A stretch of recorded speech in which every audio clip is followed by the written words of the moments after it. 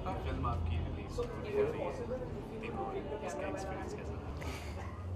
बहुत बहुत खूबसूरत एक्सपीरियंस था।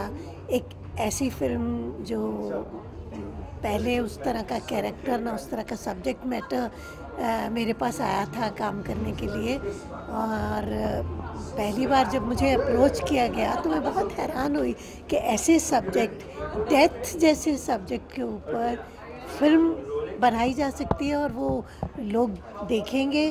क्योंकि हम लोग एंटरटेनमेंट के लिए मेनली सिनेमा जो है वो देखना चाहते हैं, करना चाहते हैं, and we make for an audience who really wants to be entertain while watching. पर जब आप ये फिल्म देखेंगे, उस वक्त मैंने नहीं सोचा था, जब अभी फिल्म को देख रही हूँ तो इतनी हैरानी होती है कि ये फिल्म किसी भी कमर्शियल फिल्म की तरह से पूरी तरह से कमर्शियल फिल्म है, उसी तरह से इमोशंस को पकड़ती है और मौत जैसे सब्जेक्ट को बड़े खूबसूरत सुखद अंदाज में प्रस्तुत करती है। ये इसका सबसे बड़ी बात है। मुझे लगता है कि हिंदुस्तान की ऑडियंस जो है वो इसे ज़रूर पसंद करेगी और प्यार देगी। And I am looking forward to its success, क्योंकि हमें विदेशों में इतनी तारीफ़ मिली है, अवार्ड्स मिले हैं, पहचान मिली है, तो सचमुच में हम बहुत बहुत ज़्यादा उत्तेजना से इंतज़ार कर रहे हैं कि इंडियन ऑडियंस इसको कैसे लेती है। आई एम वेरी होपफुल कि हमें अच्छा रिस्पांस मिले। कैसे टाइम मिल जाता है आपको कि टीवी शोज भी कर लेती हैं और फिर फिल्मों में भी मतलब अपना समय दे पाती हैं? कलाकार कलाकार होता है, उम्र चाहे कोई भी हो, जब काम इस तरह का आपको अप्रोच किया जाता है करने के लिए, तो समय की पाबंदी या उम्र की पाबंदी कहीं नहीं टिकती। वक्त निकल जाता है, निकाल ही लिया जाता है। शो भी कंटिन्यू करेंगे आप अपने टीवी शो? हाँ, मेरा शो कंटिन्यू हो रहा है, आ रहा है टीवी पे, and I am still shooting for it. Thank you so much. Welcome.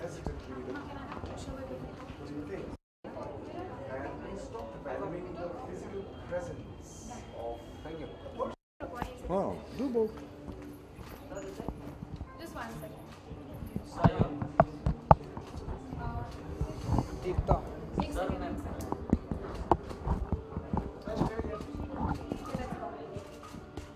चलो रोल है सबका। Good evening audience. Yes. Congratulations. Finally the film releases 7th of April. What are your feelings right now for this? My feelings are a bit curiosity that, okay, I saw this film being appreciated all over the world. It got a fantastic review from one of the most prestigious magazines of the world called Hollywood Reporter.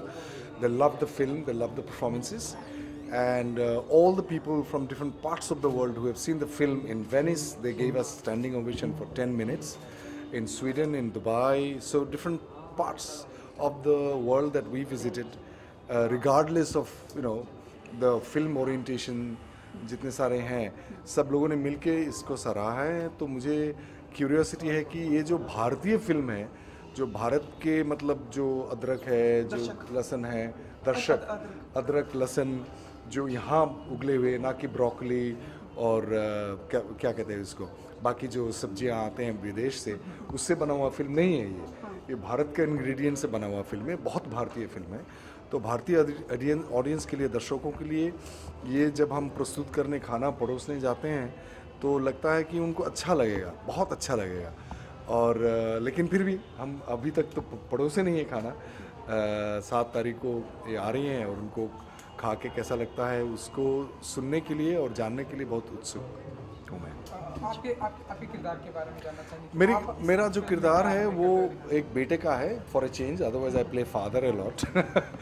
और ये जो बंदा है वो बहुत ही low income group से है, जिसके पास एक छोटी पुरानी मारुति 800 है, एक स्कूटर है और नौकरी करता है एक छोटे से ऑफिस में, इंश्योरेंस क्लर्क है। पिताजी को देखभाल करता है, माँ गुजर गए हैं, बीवी है, बीवी बहुत प्रैक्टिकल है, इतना पैसा है, इतना ही होगा, इतना खर्चा होगा, उससे ज़्यादा कुछ नहीं होने वाला है। तो एक दिन बाप जब कहता है कि भाई मुझे तो बनारस जाना है, मरने का समय आ गया है, तो ये एक बॉम्ब है, बॉम्बशेल है, लगी अरे यार।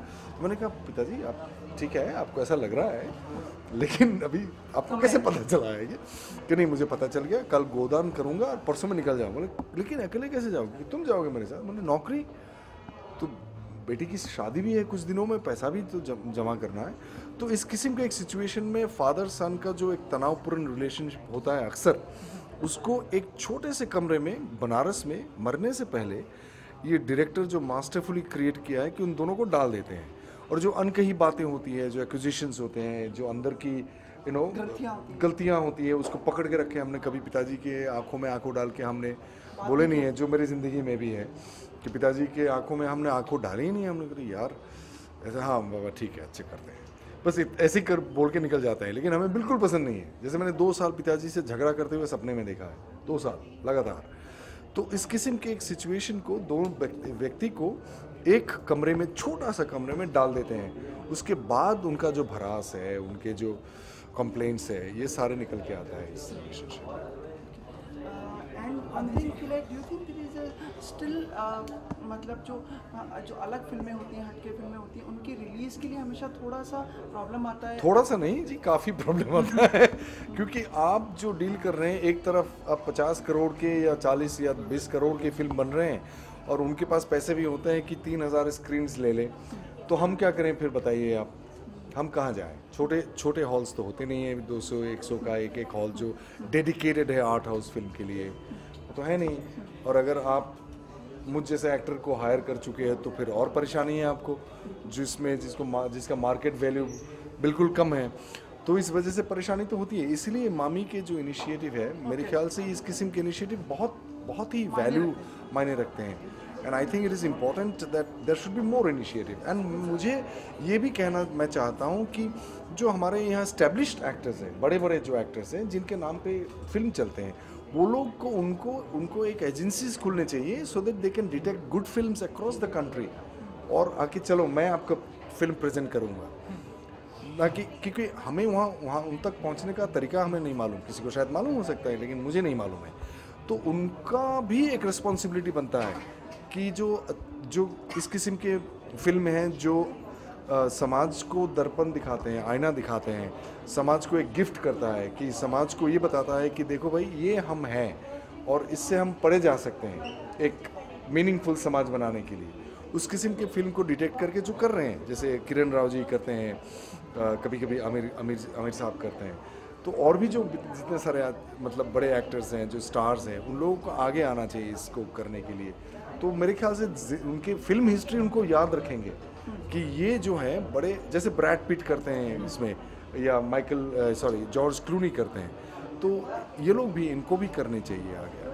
Before you worked with Sridevi ji. I did, yes. She's coming with another film. Probably you must have seen her poster now. I did, yes, Mom. I am very curious to see, and she's a brilliant actress. I am very lucky to have worked with her. Extremely professional. She was 300 films old. I was 2 films old when I acted with her. So I was like, okay. But I've done a lot of theatre, thankfully. So I enjoyed working with her. आज भी वो मेरे ख्याल नई लड़कियों को competition दे सकती हैं, आपको लगता है? Oh yes, any day. She's so spontaneous and extremely intelligent, funny, witty, humorous woman I have ever worked with. Thank you so Thank much. you. Thank you very much. Okay.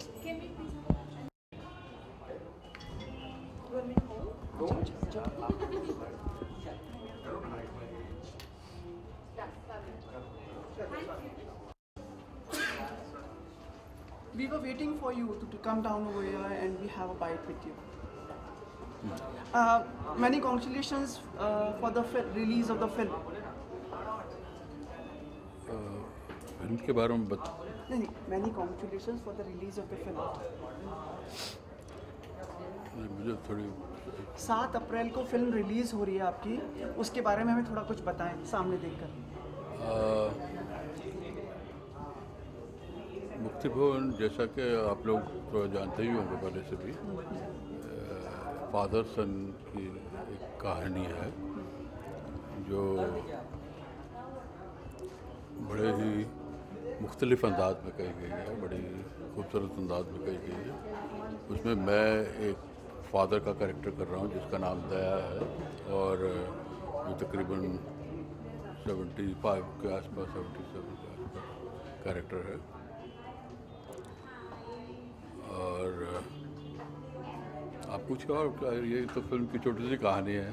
इसके बीच में father सन के relationship में बहुत सी बातें होती हैं और अंत में अपने क्लाइमेक्स के पास पहुंचती है। कैसा अनुभव रहा आपका फिल्म में? हाँ, ये अनुभव की बात है।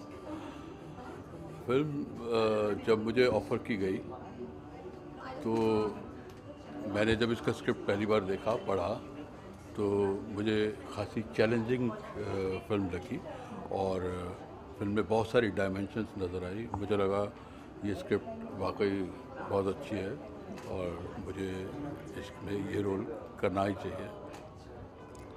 बहरहाल मेरी प्रोड्यूसर से मुलाकात हुई, उनसे डिस्कस हुआ। मैंने उनको बताया कि मुझे स्क्रिप्ट पसंद है, अगर आप मुझे ऑफ़र करेंगे तो I am ready to do this role. फिर डायरेक्टर के साथ मुलाकात हुई और ख़ूबसूरत बात यह थी कि डायरेक्टर बहुत यंग थे और इससे पहले मैं एक तितली में यंग डायरेक्टर के साथ काम कर चुका था, तो मेरा अनुभव मुझे ये कह रहा था कि यंग लोग बड़ा बेहतरीन काम करते हैं। और सुभाषिश के बारे में तो वैसे भी मालूम था कि उनकी जो पहली फिल्म थी वो ऑस्कर के लिए नॉमिनेट हुई थी, तो ये सारी अट्रैक्शन थी। फिर जब इनके रूबरू इनसे बातचीत हुई तो पता लगा कि ही इज़ वेरी क्लियर और अपने प्रोजेक्ट के बारे में बहुत अच्छी तरह से वो उन्होंने बताया। तो मेरा इंटरेस्ट और भी हो गया और मैंने कहा कि ठीक है, मैं ये पात्र करने के लिए तैयार हूँ।